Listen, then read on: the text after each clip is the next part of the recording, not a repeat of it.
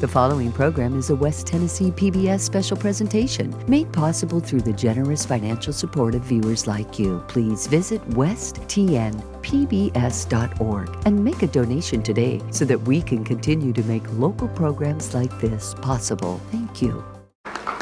Thanks so much, Jennifer, and thank you for the opportunity to share with you today. It is wild that it has been 10 years since I came to Jackson and to Union, and certainly am grateful for all that has been and look forward to all that lies ahead.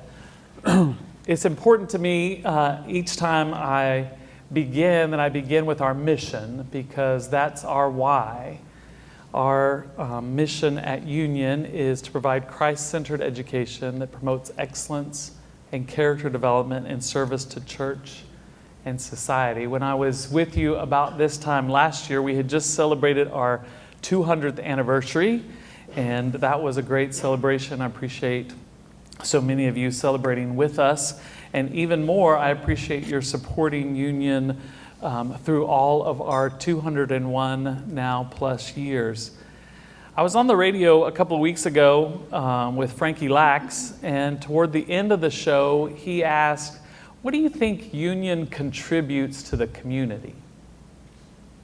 It's a good question, and one that I answered in the moment, and one that I want to try to answer to you today as well in a maybe a little bit more extended way. Kind of in a lot of ways, the question is, I like the last phrase of that mission, in service to church and society, but tell me how you're doing that. And so I want to try to do that a little bit today in the few minutes we have. At Union, we really want the flourishing of Jackson and Madison County and our surrounding community. We want all of our people to flourish. We want all of our organizations and institutions to flourish. And while I am disappointed that none of these great high school students mentioned that they're coming to Union, Linda, I appreciate your encouragement to them to maybe, if there's any room, don't forget us. No, we're really blessed to in fact be in partnership with so many institutions as well. And as a Christian institution, Jennifer just pointed out that we take seriously God's Word, and God's Word, particularly how God's Word instructs us to live. For example, God speaks to Jeremiah, and then Jeremiah the prophet shares his word, God's Word, with the people of God to how they should live, even if they're in exile. And this is how that's recorded in Jeremiah 29, verse 7. "Seek the peace and prosperity of the city to which I have placed you. Pray to the Lord for it, because if it prospers, you will prosper too." And you probably heard me say that in a different way in different settings when I say, when Union prospers, Jackson will prosper, and when Jackson prospers, Union will prosper. And the same is true for all of the organizations that are represented in this room, whether they're nonprofit or for-profit, whether they're ministries or whatever their purpose. And we believe that God's desire is for people to flourish, and therefore our desire is for people to flourish. So I want to share just a little bit about how that happens. We're thinking about impact, and sort of the first question that most people ask is about enrollment. How many people are we talking about? And so I want you to know that this spring, this is our enrollment. We have 1,176 traditional undergraduate students. Traditional undergrads are like these young people who graduate high school and come to college. Most of them are between 18 and 22 years old, and they're coming to college for the first time.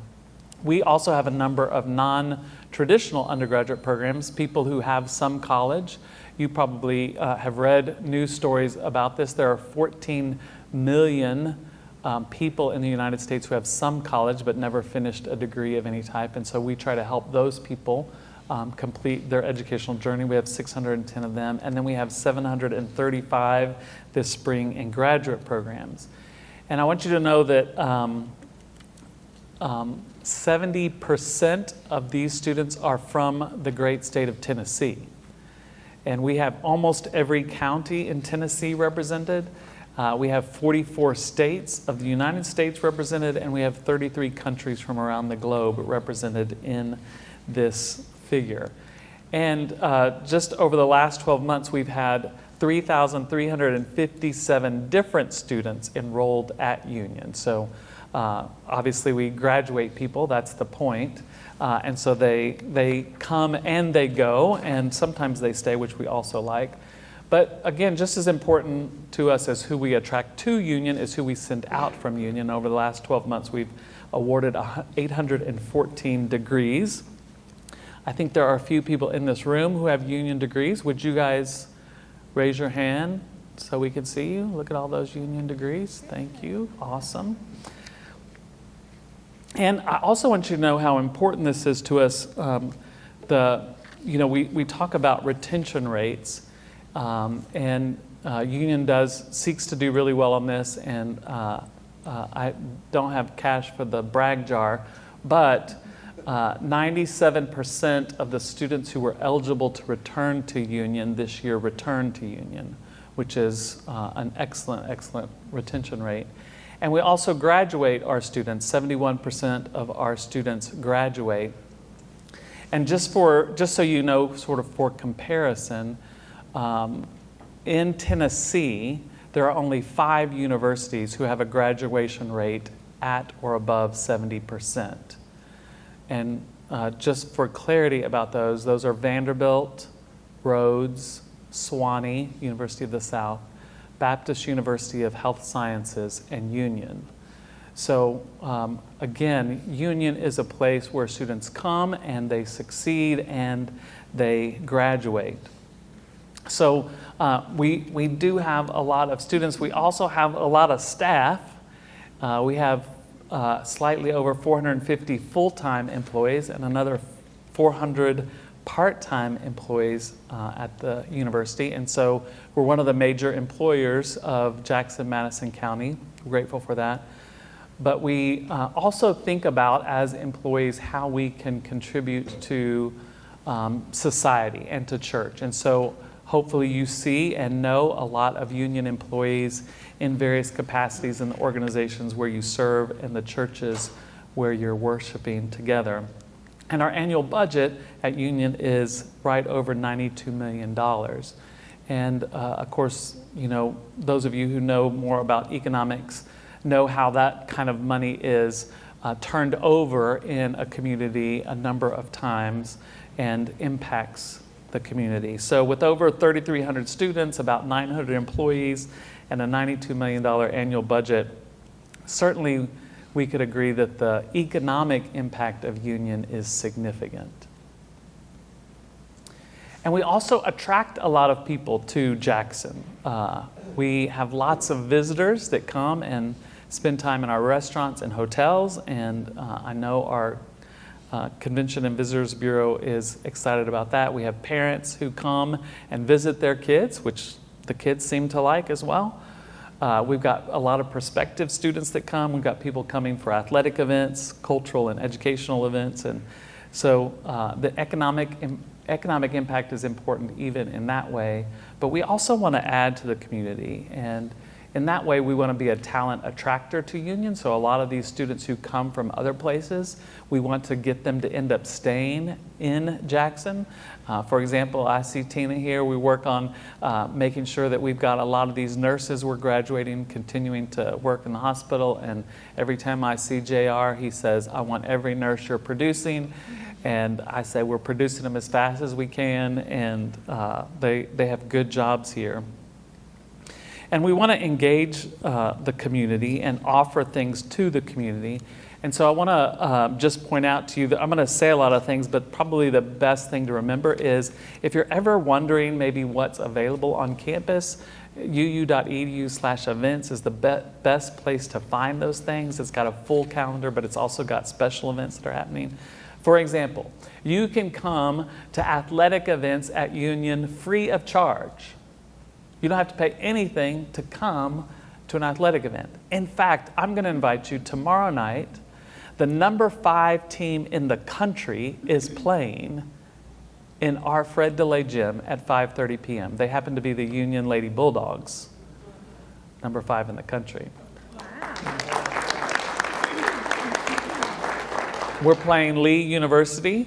I'm sure a fine institution, but we'll lose in basketball, hopefully. And so the women play at 5:30, the men play at 7:30. Again, that's totally free of charge. If you're looking for a good family event to bring people to, an athletic event at Union is a great place to do that, to have fun. If you can't come Thursday, the good news is we play Saturday too at 2 and 4 p.m. We're playing shorter then. Listen, some of you are like, that's not my style. Music's more my style. That's awesome because we have music events almost every week on campus. Again, uu.edu/events. You can find music events. There's one Sunday night at 6 p.m. at Fellowship Bible Church. It's our night of worship. If you want to hear some really, really talented students praising the Lord, come Sunday night, 6 p.m. at Fellowship Bible Church. You will be blessed by that. If classical music's more your thing, great. We got that too. Just look at uu.edu/events. They're all there. Look, if you're like, actually, I like to just hear someone talk. I want to go to a lecture. Good news. We got a ton of people lecturing at Union too. In fact, this Friday at 12 noon, I don't know what you're doing for lunch tomorrow, but on Friday, you could come to the Carl Grant Event Center and hear Alan Barnhart, who is the chairman CEO of Barnhart Crane out of Memphis, join us for the Faith in the Marketplace luncheon. We'll have over 350 people gathered for that. And to hear a presentation from him. And listen, if all of that's like not interesting to you at all, this summer we've got incredible camps. Now, I know you immediately think about camps for kids, and we've got a ton of those. And you might think of, I need a place for my youth to go. We've got those as well. But you might also be interested in coming to a camp. We've got ceramics camps for adults, lots of opportunities for you to learn and do something new. So if one of your New Year's resolutions was to do something new this year, log on to uu.edu/events, click the camps, and see what you can do this summer. Okay. Well, the point is there's a lot going on at Union, and literally almost every single thing is open to the public and to our community. And we're also adding to the physical plant, investing in the capital resources of our community. And some of you know that there's a new building going up for our McAfee School of Business and Departments of Engineering and Computer Science. And if you've not driven down Pleasant Plains Extension there at Union over the last couple of months, I just encourage you to do that, because I think you'll be real excited about a beautiful building that's going to go up there. In fact, I have a virtual tour of the building that our professors put together just for this. You can see this is coming in the front doors right off the Great Lawns. You come in, just to the left is going to be this new innovations gallery. This is where we're going to be able to show some of the things that our students and our faculty and staff are working on. You can see here, even as you come in, here's a model of the building and the construction process going on there. Here's a young man with a VR, virtual reality headset on, pointing to something. You see, here's a guy with a robot dog. This is some sort of JEA thing that we're working on together in this innovations gallery. Somebody's figuring out aerodynamics of planes, all kinds of cool things that are happening. One of the things that we do at Union is helping students with disabilities, young people with disabilities, have more opportunities. That's there. Automotive technology is really big in our state and growing, and we have some growing work going there.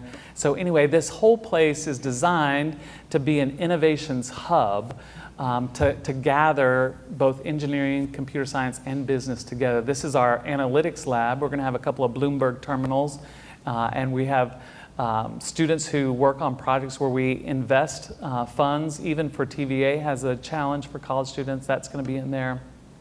And then we're going to have this amazing marketplace that's right there. And this is our Makers Space or Makers Hub.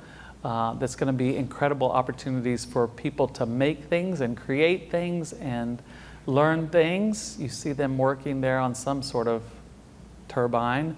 This is going to be our printer farm. That's what that is there on the left. Doesn't that look cool? Mm-hmm. Who knew?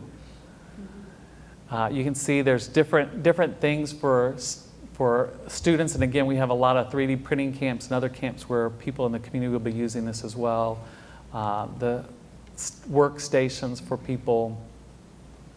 Just a couple more things to see here. Here's someone working on textiles, maybe someone doing a t-shirt company. And then here's a young man who's working on building a house in this little space. All kind of cool things happening there. And then we've got an entrepreneurship or business incubator that's going to be in this building as well. Here's the shop. Again, automotive technology is big, so you see we've got lathes and machines and a big shop for the engineers to work on more automotive type things. And then one more thing, and then we're almost finished with our virtual tour. This is the business incubator part, places for people to work together. This will be a space that'll be very similar to the Co. We're grateful for partnership with the Co. And there's a lot of work that's happening at the Co. But they're also limited in space, and so new opportunities. Again, you see here we have some students that started a tag coffee company, and here's a guy who's building duck calls. Anybody interested in duck hunting? And here's a group that's interested in socks. All right, so here's this big space. It's also going to be really nice. You see interaction, innovation, and there'll be lots of things that are happening there. This is what you'll see as you drive down Pleasant Plains, this beautiful atrium, all kinds of activities. And then on the third floor is going to be a conference space, so maybe we can even host Jackson Rotary someday. Well, that day that I was on the Frankie Lack show, Roger Smith dropped by and at the end of the show, and Frankie asked him the same question about what union adds to Jackson, and Roger answered, and he sent me a text the next day that was really kind. He said, yes, UU has a significant financial impact on the community. He said, in addition to the obvious, Union educates educators, business people, and professionals who in turn impact our community. Thank you. But perhaps, Roger said, the most significant contribution Union makes to our community is the faith impact. Thank you for leading with faith and with Christ-like influence. That really meant a lot to me, because that's who we want to be as an institution. We want to help not just our students and our faculty and staff flourish. We want that for everyone. And we believe that the best vision for flourishing is depicted in God's Word. For example, in God's Word, King David, in the book of Psalms, wrote of the simple fun of smelling freshly cut grass. And then his son, King Solomon, wrote about the importance of diligence. And then some years later, one of their descendants, Jesus, declared the heart of the human ethics to be sacrificial love. And you think about just those three pronouncements are a pretty incredible vision for human flourishing and for the good life. It's a vision that recognizes simultaneously the importance of beauty and excellence, kindness, and love, as well as their importance to all of us having a good life that flourishes. And ultimately, I hope that's what we contribute to Jackson. All right, we're probably out of time, so no questions. Will you stick around for questions? I'll stick around for questions. Thank y'all so much. The program you've been watching was made possible through the generous financial support of West Tennessee PBS viewers like you. Please visit westtnpbs.org and make a donation today so that we can continue to make local programs like this possible. Thank you.